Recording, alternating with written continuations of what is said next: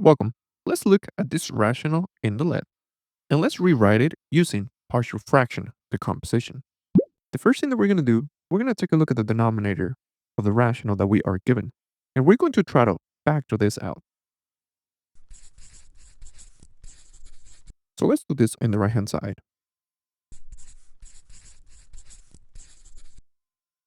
But the first thing that I notice is that every single term, they have an x in common. So let me factor that x. And now we're going to be left with x to the fourth plus 2x squared plus 1. But now when I take a look at what is left here, it is a trinomial and it is equal to x squared plus 1 multiplied by itself. But here we have the same expression written 2 times. Let's compress the factoring. So let's just write it as the same expression raised to the second. So now that we fully factored the denominator, so let's go back to the initial expression that we were given, and now let's just rewrite it, but using our new denominator in factor form. Let me erase my work for factoring because I need that space for some work.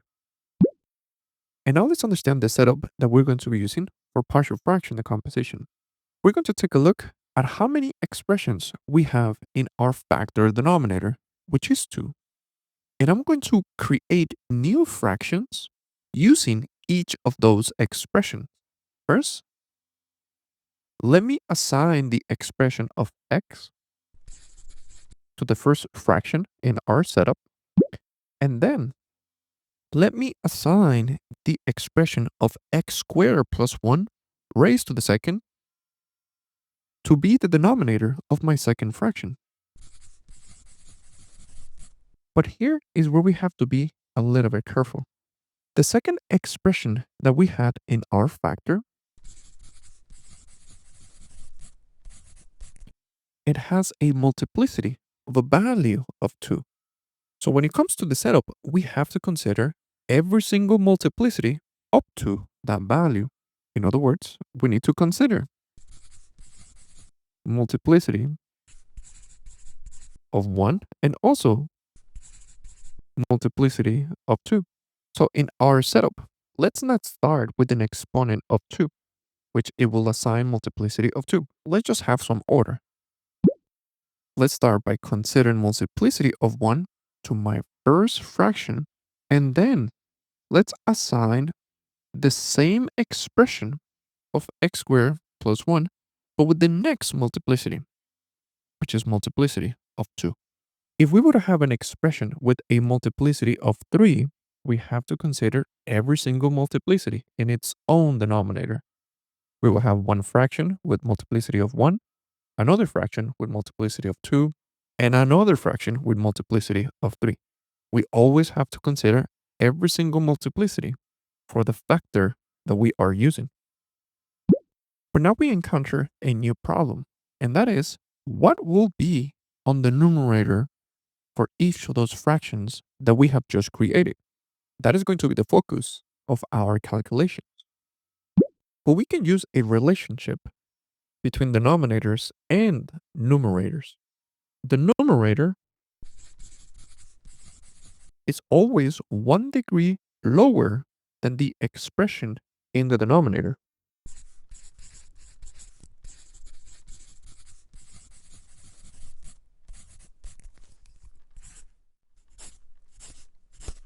So let's look at each fraction individually. In our first fraction, we have an expression of degree 1. So therefore, the numerator should have an expression of degree 0, 1 less than the value of 1. But expressions of degree 0 are just constants. So maybe it is a 5, maybe it is a 10. It is just a number. We do not know what that number is. So I'm just going to give it a placeholder. Let me call that capital A. Now let's move to the next fraction. When I only concentrate on the expression, not on the multiplicity, I can see that this expression has a degree 2. Therefore, the numerator must be of degree 1. Well, let's remind ourselves how degree 1 expressions look like. Expressions of degree 1, they represent a straight line, which it has the standard form of y equals mx plus b. But m and b are also constants, so I can just assign any placeholder for that.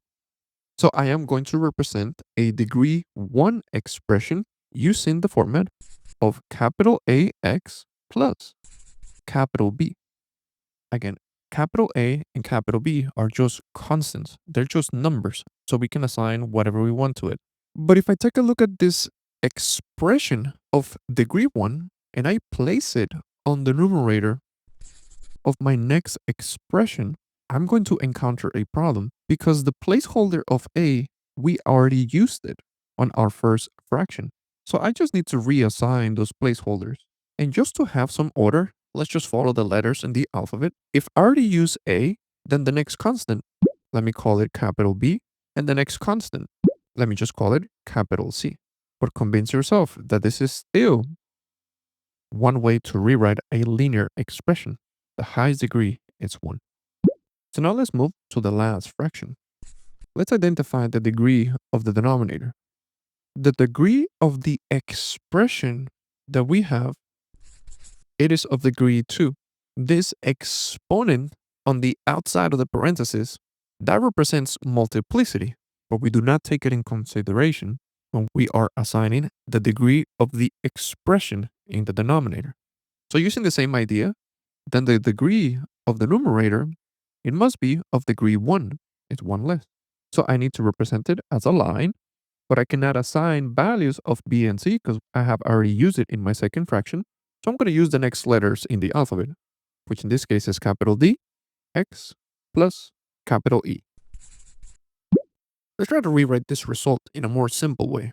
What we're going to do, we're going to take a look at the denominator of what we were given. In that expression, I'm going to multiply it on the left-hand side and the right-hand side of the equation.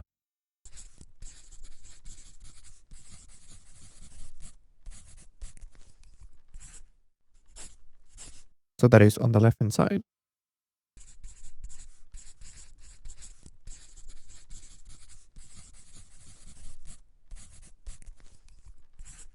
Well, what's the purpose of doing this? Well, when I distribute to the left-hand side, notice that the whole denominator is going to get canceled out.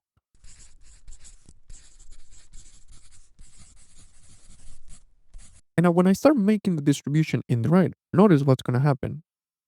When we do it to the first term, the denominator is going to get canceled out with the expression of x in the right. So we're just going to end up with a times x squared plus 1 raised to the second.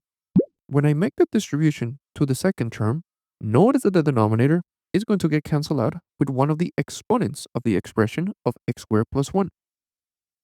So we're going to have the multiplication of bx plus c times x squared plus 1.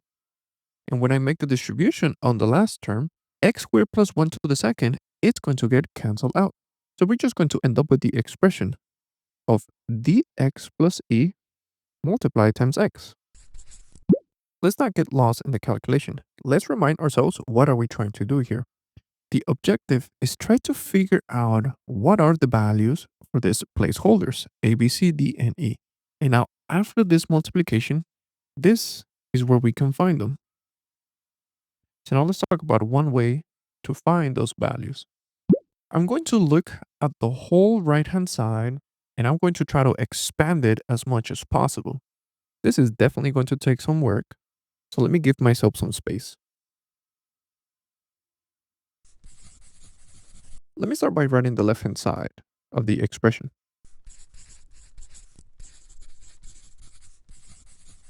And now because I know it's going to take a lot of work, let me not write the right-hand side in the right. Let me write down the equation in the middle, and I'm going to write down the whole expression in the bottom. Let's take it one term at a time. Let's concentrate on the first term in our expansion. Well, the expression of x squared plus raised to the second, that is equivalent to x to the fourth plus 2x squared plus 1. Remember that that was one of the factors in the original expression. Now let's perform our distribution. A times x to the fourth, that is ax to the fourth. A times 2x squared, but I'm going to write that down as 2ax squared. And a times 1, well, that's just a. Now let's move to the next term. What we have inside this parenthesis, I'm just going to treat it as x to the third plus x. Now let's multiply that expression. Bx plus c times x to the third plus x. Let's make that distribution. Bx, when I distribute to the first term, we're going to get bx to the fourth. And when I distribute to the second term, we're going to get bx squared.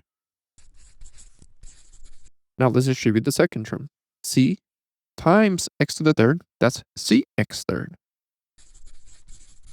And c times x, that's just cx.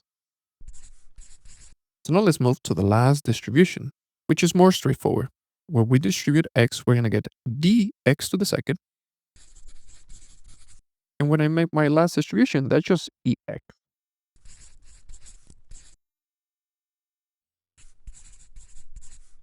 So now this is the equation that we obtained after the distribution, but it's definitely looking a little bit messy. So to organize my result, I'm going to look at this whole expression that we obtained after the expansion, and I'm going to create groups based on their variables.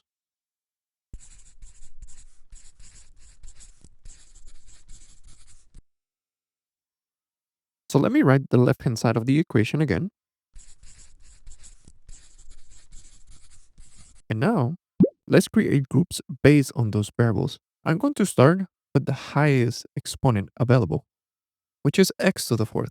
And notice that here we have this term with x to the fourth, and this as well. So instead of writing them separately, I'm just going to group the coefficients, which is a and a positive b, and I'm going to factor x to the fourth. All we're doing, we're just rewriting the function. Because if I were to distribute, I would obtain this term. And if I were to distribute, I would obtain the second term. So now let's create another group. We're now using x to the third. Well, there's only one, c x to the third. So let me just write that next. And I'm just crossing out the terms that I have already used to keep myself organized. Now let's move to the next term, which is x to the second. Here I have one term with x to the second. Here I have another one. And here I have another one. So let me group all those coefficients, where the first one is 2a, and the second one is positive b, and the third one is positive d. And I'm going to factor out x to the second. So let me cross those terms that I have already grouped. Let's move down to the next variable, which is x. And I only have two terms, cx and ex. So let me group the coefficients, which is c and positive e. And let me group them using the variable of x. And there's only one term that does not have a variable on it, which is a. That's the constant. So let me just write it at the end.